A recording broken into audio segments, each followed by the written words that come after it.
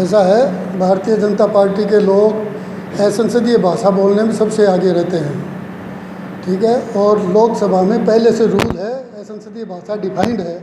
उसके बाद नए नए शब्दों को जोड़ के, और ये लोग जो जिस तरह के नाटक करते हैं, वो नाटक करने की आदत है। ये कोई चीज़ बना नहीं सकते, कोई चीज़ों को ठीक कर नहीं सकते, इसीलिए कुछ छोटी मोटी चीज़ें जोड़ घटा के और इस तरह की बातें करने की बात करते हैं। कुछ शब्द ऐसे हैं जिनका असंसदीयता से कोई संबंध नहीं है। मान लो अपन कोई मुहावरा है, कोई कहावत है, उस मुहावरा या कहावत को किसी चीज़ के रूप में यदि कहावत में किसी में बोला जाता है तो वो असंसदीय भाषा में आता नहीं है। लेकिन वो तो शब्द टू शब्द जिस तरह की बातें कर रहे हैं, ये इनकी नासमझी की वजह से है। उसके बाद उनके लोकसभा अध्यक्ष ने कहा भी है कि ऐसा कुछ है नहीं, तो मेरे को लगता नहीं है कि ऐसी कोई चीज़ें हो सकती हैं। भारतीय जनता पार्टी लगातार यही काम करती है। उनके पास विकास का कोई मॉडल नहीं है, विकास का कोई विज़न नहीं है, न उनके पास काम की कोई प्लान है।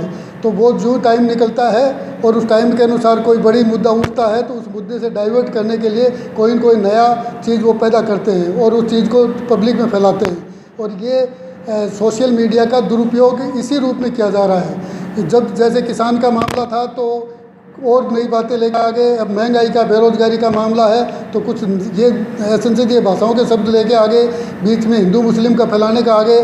तो ये इनका प्लान्ड वे है। इनके मेंबर ऑफ पार्लियामेंट रहे हुए आदमी बड़े नेताओं से असंसदीय भाषा का किसी के खिलाफ उपयोग करवाते हैं और उसके बाद उसका ही पॉलिटिकल माइलेज लेने की कोशिश करते हैं। देखिए, कांग्रेस पार्टी आसानी से रिपीट करेगी। जिस तरह के कांग्रेस पार्टी ने काम किए हैं, जिस तरह का मुख्यमंत्री, आदरणीय मुख्यमंत्री ने बजट पेश किया है, राजस्थान का कोई परिवार ऐसा नहीं है जिसको किसी न किसी रूप से राजस्थान की सरकार से फ़ायदा नहीं मिल रहा हो। ऐसी स्थिति में ये बौखलाए हुए हैं और उस बौखलाहट का परिणाम ये है कि पहले तो हाउस में हल्ला मचाते रहे कि इसको इम्प्लीमेंट कैसे करेंगे, और जब वो इम्प्लीमेंटेशन हो रहा है तो इस तरह की बातें करने लगे और ये हिंदू मुस्लिम का इस तरह की बकवास करने लगे। और इनको आदत है कि इनको विकास से कोई संबंध नहीं है, इनको लोगों को बांटना है और बांट के अपने वोट बटाने की कोशिश की जा रही है। लेकिन राजस्थान की जनता अच्छे से समझ गई है कि ये लोग इस तरह भ्रमित करके और लोगों को मुख्य मुद्दे से भटकाना चाहते हैं। राजस्थान की जनता बिल्कुल जागरूक है, वो इस तरह से भटकने वाली नहीं है। और आप देख सकते हैं कि उदयपुर की जो घटना हुई, निंदनीय घटना हुई, उस घटना की सबने निंदा की और उसके बाद तुरंत उन मुलजिमों को गिरफ्तार किया गया। लेकिन सरकार का जो काम था कि उसके बाद किसी सुई की नोक के बराबर भी कोई नुकसान नहीं होने दिया पूरी स्टेट में, ये सरकार का काम था, ये सरकार का मैनेजमेंट था।